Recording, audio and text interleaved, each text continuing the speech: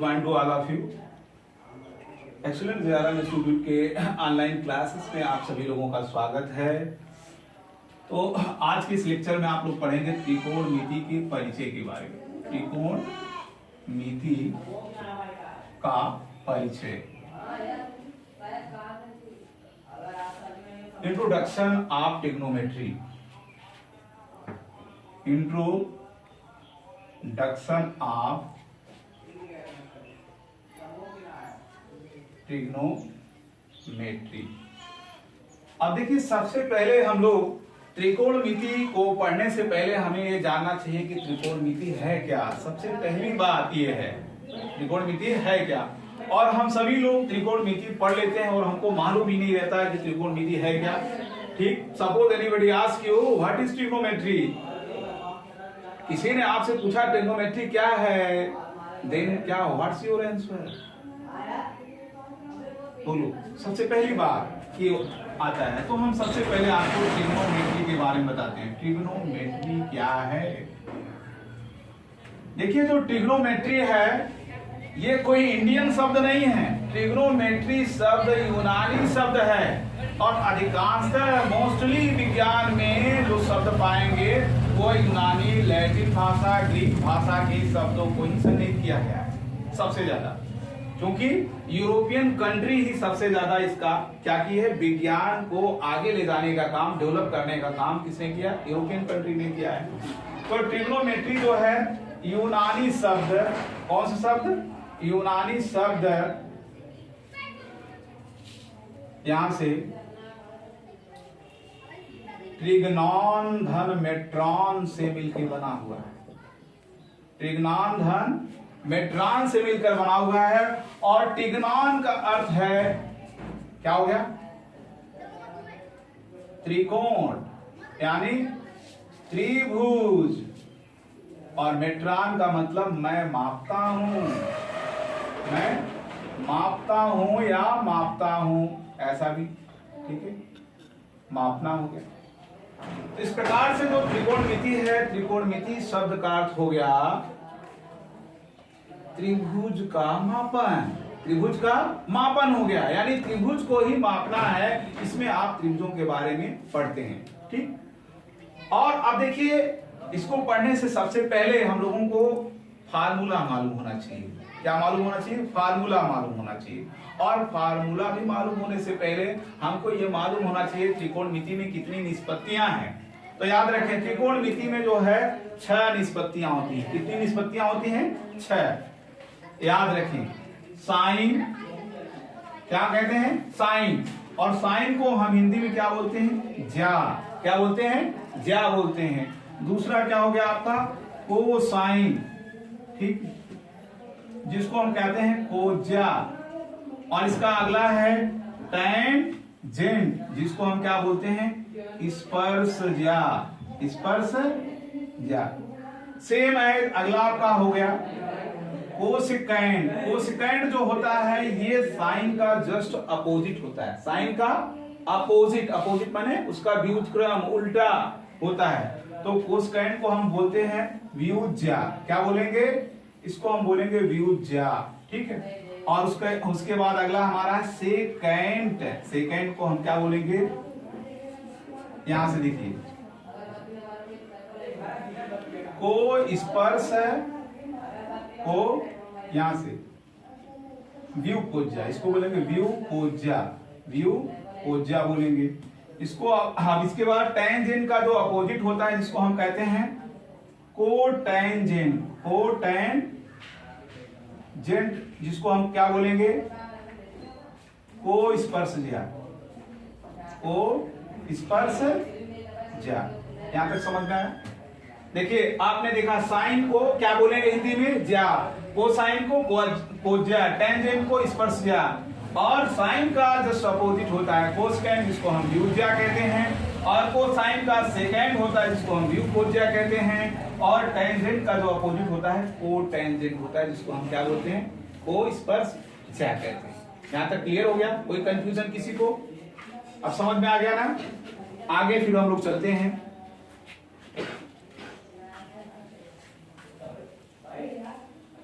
अब जैसे आप लोगों को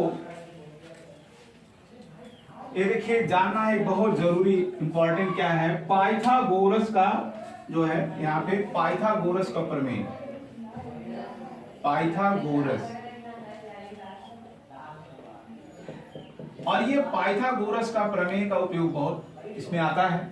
और आप जानते हैं पाइथागोरस का जो प्रमेय होता है, कर्ण का स्क्वायर बराबर क्या होता है, आधार का स्क्वायर और धन लंब का स्क्वायर, यही होता है ना।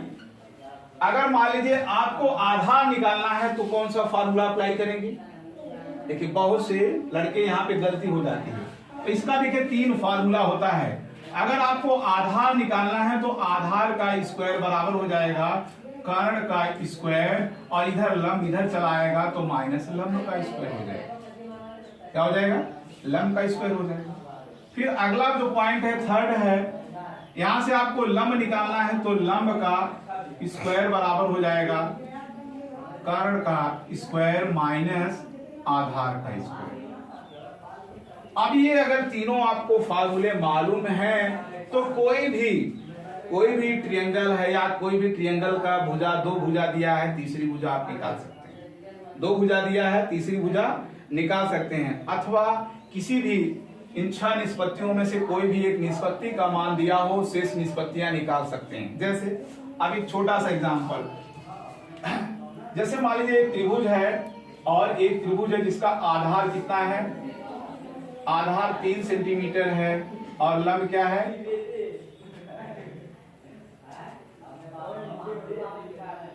आपका लंब, हाँ लंब हो गया 4 सेंटीमीटर। और इसमें पूछ दिया कि बाकी शेष, ठीक है, बाकी जो शेष है यानी कर्ण जो है, कर्ण का मान निकालिए। ठीक, कर्ण का मान निकालने के लिए पूछ दिया। अथवा पूछ दिया कि इसी आधार पे आप जो है सभी निष्पत्तियों का मान निकालिए। तो कैसे निकालेंगे, आपको सामने सबसे बड़ी समस्या आ जाती है, तो इसको कैसे निकालेंगे इसके लिए थोड़ा सा देखें। देखिए आधार 3 है और लंब 4 है, तो सबसे पहले आपको त्रिभुज बनाना सीखिए। तो कैसे बनाते हैं, आधार 3 है यानी सबसे पहले आप एक लाइन खींचेंगे, आधार, इसका नाम रख देंगे AB, कुछ भी नाम रख सकते हैं, हालांकि आप AB के स्थान पे PQ भी रख सकते हैं, RS भी रख सकते हैं। तो हमने यहाँ पे AB रख दिया, तो AB आपका क्या हो गया यहाँ पे 3 सेंटीमीटर, और लंब 4 है तो हम लंब 1 रख देते हैं 4 सेंटीमीटर, इसका नाम रख देते हैं BC। ठीक, अब आधार और लंब को मिलाने वाली जो भुजा होती है इसको हम क्या बोलते हैं, कर्ण। अब यहाँ पे कर्ण क्यों, अब आपको कर्ण निकालना है, क्योंकि यहाँ पे आधार दिया है, लंब दिया है, क्या निकालना है, कर्ण निकालना है। तो हमें कौन सा फार्मूला अप्लाई करना पड़ेगा, ये पहला वाला फार्मूला अप्लाई करना पड़ेगा। तो हम क्या लिखेंगे, कर्ण का स्क्वायर बराबर आधार का स्क्वायर और धन क्या हो गया, लंब का स्क्वायर। और आधार हमारा कितना है, यहाँ से 3 है, 3 का स्क्वायर, और लंब कितना है 4 का स्क्वायर। तो 3 3 9 हो गया, 4 चौके 16 हो गया। स्क्वायर देखिए 3 का स्क्वायर का मतलब होता है 3 का गुणा 3 में 2 बार, 3 3 किसी का भी स्क्वायर करना है, यानी 4 का स्क्वायर है तो 4 का 4 में 2 बार गुणा। अब देखते हैं 16 और 9 कितना हो गया, 25। अब जब यहाँ से हम कर्ण यानी स्क्वायर को हटाएंगे तो यहाँ पे आके कर्णी में लग जाएगा, कर्णी में 25 हो गया। अब इसका हम क्या करेंगे, फैक्टोराइज करेंगे तो 5 गुणे 5 हो गया, यहाँ से जोड़ा बनाएंगे और बाहर निकालेंगे 5, यानी हमारा जो कर्ण हो गया कितने सेंटीमीटर का हो गया, 5 सेंटीमीटर। ये समझ में आया, यहाँ पे कोई कंफ्यूजन जी बताइए। अब कभी कभी इस क्वेश्चन को ही घुमा देता है, कभी कभी इस क्वेश्चन को थोड़ा सा और घुमा देगा। ठीक, और इस बार क्या हुआ कि आपने देखा कि आधार और लंब दिया था, अब क्या दे दिया, आप क्वेश्चन को घुमा दिया। अब क्वेश्चन में क्या दे दिया, यहां से एक क्वेश्चन अब थोड़ा सा घूम जाएगा आपका।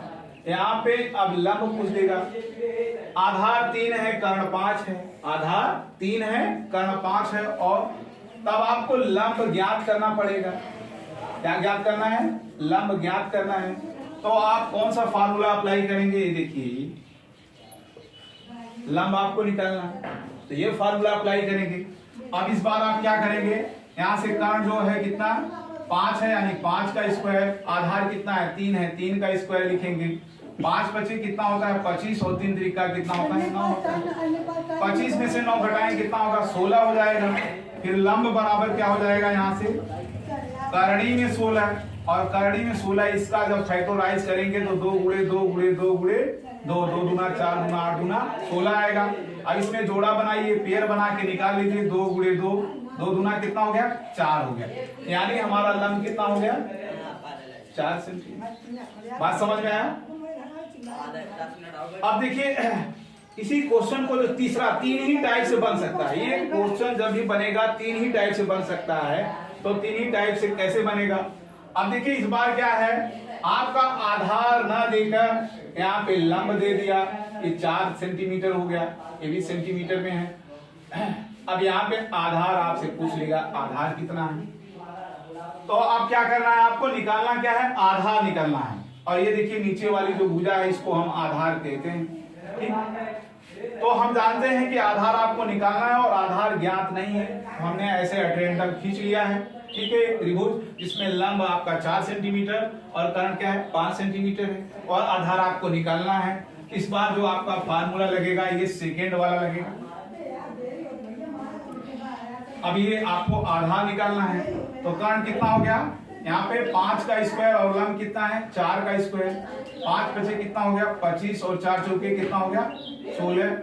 25 में से 16 निकालेंगे कितना हो जाएगा 9 हो जाएगा। तो आधार बराबर क्या हो जाएगा करणी में 9 यानी 3 गुणे 3। अब यहाँ से इसका पेयर बनाएंगे तो 3 हो जाएगा। ये भी आपको मालूम हो गया 3 सेंटीमीटर। इसमें कोई कंफ्यूजन